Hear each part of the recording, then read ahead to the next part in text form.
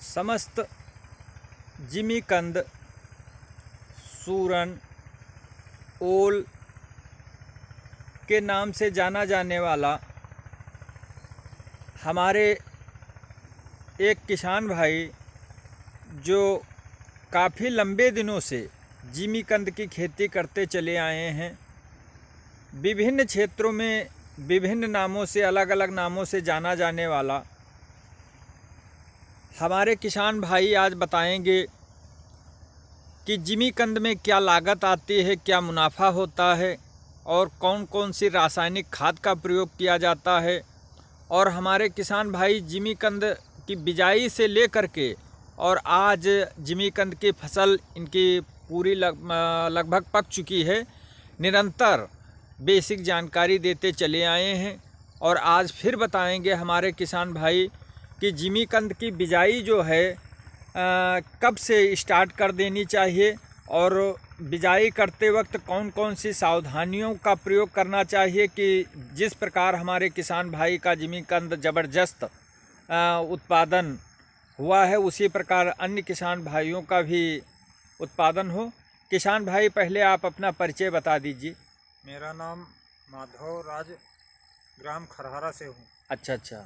और ब्लॉक रेउसा, जिला सीतापुर, अच्छा, यूपी से। अच्छा किसान भाई, ये जिमीकंद की खेती आप कितने दिन से कर रहे हैं? ये लगभग चार साल से कर रहे हैं। अच्छा, 4 साल से कर रहे हैं। कहीं से आपने इसका प्रशिक्षण लिया था या किसी को देख करके खेती स्टार्ट की थी? प्रशिक्षण नहीं लिया मैंने, हमारे यहाँ आया मंडी में। अच्छा, तो वहाँ से हमने लिया थोड़ा। हाँ। उसके बाद में बोए। हाँ। फसल अच्छी हुई। अच्छा। फिर चक्रवर्धक बोते ही रहे। अच्छा। और बेसार बढ़ गए। हाँ। हम लगाना चालू कर दिए। हाँ। फिर मंडी में सप्लाई इसकी होने लगी। अच्छा। इस बार आप किस मंडी में सप्लाई किए हैं? इस बार मैंने बहराइच में और लखनऊ में 2 मंडी में सप्लाई की। 2 मंडियों में सप्लाई किया है। जो प्रारंभ में आपने जिमीकंद की बिजाई की थी जी, तो कितने पैमाने से, कितनी एरिया में सर्वप्रथम आपने स्टार्ट किया था? पहले तो हमने बस 2 बिस्वे से स्टार्ट किया। अच्छा, मात्र 2 बिस्वे से? जी हाँ। पहले साल आपने 2 बिस्वा जिमीकंद बोया, फिर दूसरे साल आपने कितना बोया? फिर दूसरे साल मैंने 10 बिस्वा बोया।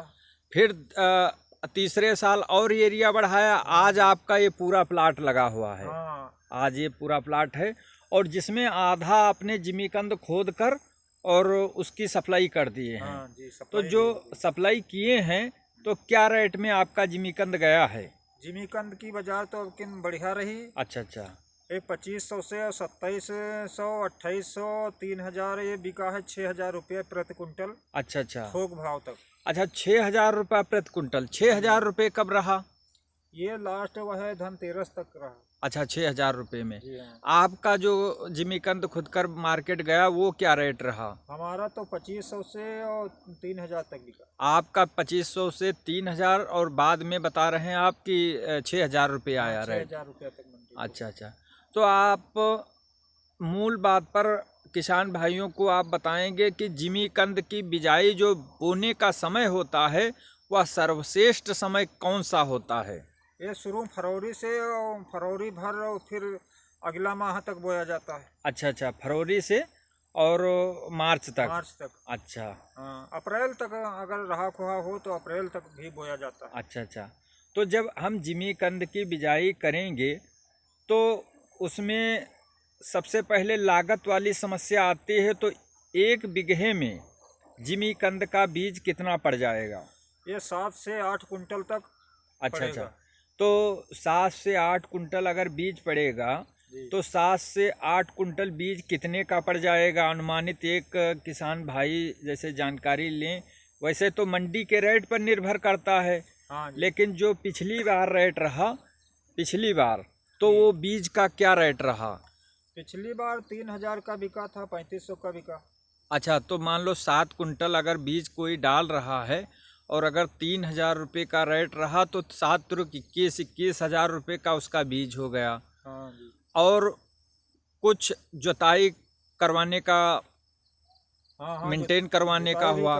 अगर 1 एकड़ किसान भाई लगा रहा है 1 एकड़ का, तो 20-2500 105, मतलब 1,05,000 रुपये का 1 एकड़ में उसका बीज पड़ेगा। जी हाँ। केवल बीज और जुताई और अन्य मेड़ चढ़ाना, अन्य खर्चे अलग। तो अब किसान भाई जैसे बीज प्राप्त कर लिए, और बीज खरीदने में कौन कौन सी सावधानी रखनी चाहिए? जैसे किसान भाई अगर हमारे बीज खरीद रहे हैं तो कोई ऐसा बीज होता है कि जिसमें उनका घाटे का भी सौदा हो सकता है? नहीं, इसमें फफूंदीनाशक बहुत कम लगता है। अच्छा, और लगता है तो वो नज़र के सामने आता है। अच्छा। हाँ, उसको ख्याल करना चाहिए कि फफूंदीनाशक मतलब सड़न न हो। अच्छा। बस। अच्छा, जैसे बीज खरीदते वक्त उनको फफूंदीनाशक बीज नहीं लेना चाहिए। हाँ जी। जिसमें सड़न गलन हाँ, हो, ऐसा कुछ हो। वैसा नहीं खरीदना चाहिए। तो स्वच्छ बीज उनको खरीदना चाहिए। उसके बाद बीज खरीदने के बाद जो है उसकी कटिंग कैसे करेंगे? वो कंद लिया, कोई कंद होगा 1 किलो का, कोई 2 किलो का, और कोई कंद तो अधिकतम आपका कंद कितना निकला है इस खेत में? अधिकतम तो 7-8 किलो तक, 10 किलो तक हुआ है। अच्छा, तो जैसे 10 किलो का कंद हुआ तो 10 किलो कंद की कटाई कैसे करेंगे? उसको धारदार बांका से काटना पड़ता है। हाँ। और 250 ग्राम 300 ग्राम तक होना चाहिए। अच्छा, 250 ग्राम से 300 ग्राम तक कंद की कटाई करनी चाहिए टुकड़ों में। जैसे आलू काटा जाता है, छोटे तो पीस। 7 से 8 कुंटल पड़ेगा। अगर और बड़ा काटेंगे हाँ। तो पौधा भी मोटा निकलेगा। हाँ। उसमें बीजक जो है सैगर लगेगा, 10 कुंटल तक पड़ेगा वो। अच्छा, अगर बड़ा जो काटे कंद। हाँ। तो जैसे छोटा काटे कंद तो क्या उत्पादन क्षमता पर भी प्रभाव पड़ता है? कुछ प्रभाव तो पड़ेगा। जैसे छोटा बिल्कुल काट दे तो बीज भी उसके जो पौधा निकलेंगे वो बहुत महीन निकलेंगे। अच्छा, और अगर बड़ा काटे तो उसी हिसाब से मोटा पौधा निकलेगा। मोटा पौधा निकलेगा। तो जब हम कंद की बिजाई करेंगे तो जो जिस प्लाट में आप खड़े हैं, इस प्लाट में लाइन से लाइन की दूरी आपने क्या रखी है? अब लाइन से लाइन की दूरी 2.5 फुट की है। अच्छा, ये जो लाइन से लाइन की दूरी आपने रखी है वो 2.5 फुट की रखी है। और पौध से पौध की दूरी क्या रखी है? पौध की दूरी 1.5 फुट की है। अच्छा, 1.5 से 2 फुट तक। हाँ, मान लो न्यूनतम और अधिकतम लाइन से लाइन की दूरी और पौध से पौध की दूरी किसानों को क्या रखनी चाहिए? जैसे मान लो कोई नया किसान है तो क्या अगर उस नज़दीकी लाइन रख देता है तो क्या उसको कोई नुकसान हो सकता है? नुकसान विशेषतर नहीं होता, उसी हिसाब से बीज सैगर लगता है। अच्छा। और जब घन होगा तो कुछ तो प्रभाव पड़ेगा ही। अच्छा, उत्पादन क्षमता पर प्रभाव पड़ेगा। जब बिरवा विकास नहीं करेगा हाँ तो उत्पादन कम होगा।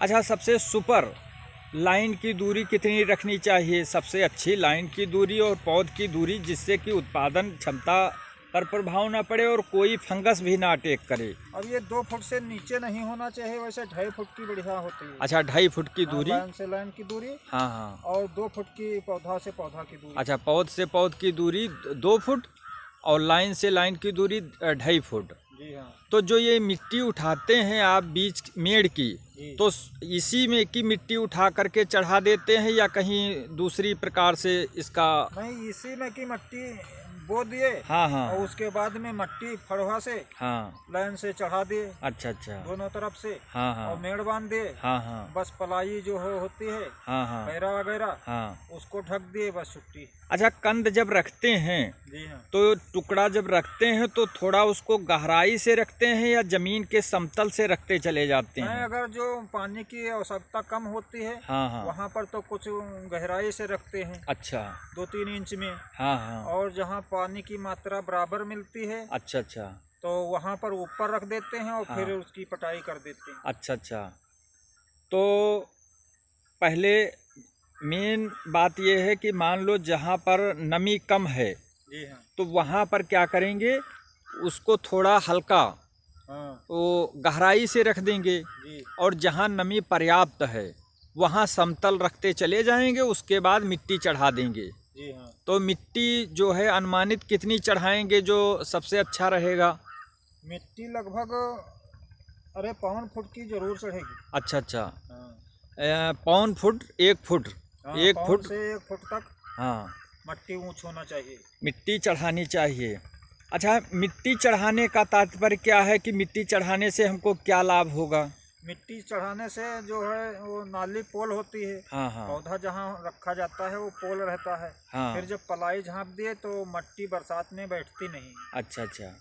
इससे पैदावार में हाँ अच्छा फायदा होता है। अच्छा, मिट्टी चढ़ाने के बाद जो ये आप पराली इसमें डाले थे, तो पराली तुरंत डालनी चाहिए या किस समय डालनी चाहिए? हाँ, तुरंत छाड़ने से मतलब नमी नहीं कम पड़ेगी। अच्छा अच्छा। और अगर 2-3 दिन बाद छाड़े तो नमी तो उड़ती रहेगी। अच्छा, पराली की कौन कौन सी चीज की डालेंगे पराली? पराली ये धान का जो पुलाव होता है, हाँ हाँ, ये पड़ जाएगा। और जो ये गन्ना की पत्ती है, अच्छा अच्छा, इसको भी छाड़ सकते हैं आप। तो जो पराली हम डालते हैं तो फसल को उससे क्या लाभ होता है? फसल उससे अच्छी होती है। अच्छा अच्छा। निकालना नहीं पड़ता है। हाँ हाँ। और वैसे खुरपी लेकर के उसी में बैठे रहो। अच्छा अच्छा। और मट्टी पोल रहती है। हाँ हाँ। तो ये निकाई गुड़ाई वाला जो सिस्टम है वो पराली से उससे राहत मिल जाती है। राहत मिल जाती है। अच्छा अच्छा। जिमीकंद की खेती में जो कोई भी खेती करिए तो लेवरों की समस्या आती है। हाँ। तो जब हम पराली से इसको ढक देते हैं तो क्या लेबर चार्ज या लेबरों की समस्या कुछ कम पड़ जाती है? हाँ, लेबरई चार्ज ये बच जाता है। अच्छा अच्छा। तो इसमें जो घास होती है घास नहीं उगेगी? जी हाँ, बिल्कुल बिल्कुल नहीं उगेगी। अच्छा अच्छा। फिर इसमें जो शाहफसली किए थे आपने, हाँ। शाहफसली कौन कौन सी फसल इसमें लगाए थे आप? शाहफसली इसमें मैंने करेला लगाया, तोरई लगाई, हाँ। खीरा ककड़ी बो सकते हैं, तरबूज भी बो सकते हैं। अच्छा अच्छा। जिस प्लाट में आप खड़े थे इसमें आपने शाहफसली की थी, तो इस प्लाट में कौन कौन सी फसल लगाए थे आप? इसमें तोरई और करेला लगाए थे। उत्पादन तो बढ़िया हुआ था? जी हाँ। अच्छा अच्छा। तो अब इस समय आपकी फसल ये तैयार है या किस रूप में है? मतलब आपकी फसल इस समय तैयार हो गई है खुदाई के लायक या अभी थोड़ा समय लगेगा? नहीं, ये तो बीज के लिए बनाया है, खुदाई के अभी उपयुक्त नहीं हुआ है। हाँ हाँ। अब पक रहा है। अच्छा, किस माह में आप इसकी खुदाई करेंगे? खुदाई इसकी मैं फरवरी में करूँगा। अच्छा, फरवरी में, फरवरी के प्रथम सप्ताह में इसकी खुदाई करेंगे। तो जो हमारे किसान साथी आपसे बीज प्राप्त करना चाहेंगे क्या उनको आप उपलब्ध करवा देंगे? हाँ, अगर बचेगा तो क्यों नहीं देंगे। अच्छा अच्छा। मान लो आपकी बिजाई से अगर बच रहा है तो उनको आप उपलब्ध करवा देंगे? जरूर मिलेगा। तो आप अपना मोबाइल नंबर बोल दीजिए। Mobile number 80 90 26 30 14। समस्त सम्मानित किसान साथियों, उत्तम किसान चैनल के माध्यम से समस्त जिमीकंद उत्पादक किसान साथियों को धन्यवाद।